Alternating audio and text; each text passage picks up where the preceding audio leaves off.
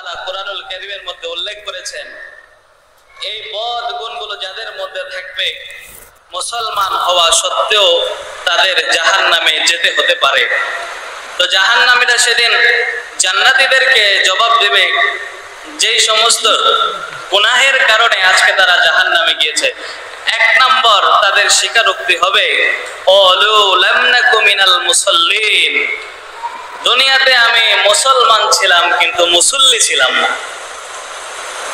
দুনিয়াতে আমার পরিচয় ঠিকই মুসলমান ছিল কিন্তু নামাজি ছিলাম না, নামাজ পড়তাম না।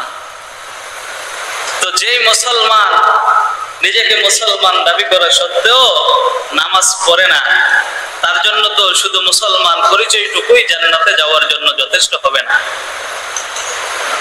এক হাদিসের মধ্যে এসেছে যে মুসলমান আর কাফেরের মধ্যে পার্থক্যই হচ্ছে নামাজ।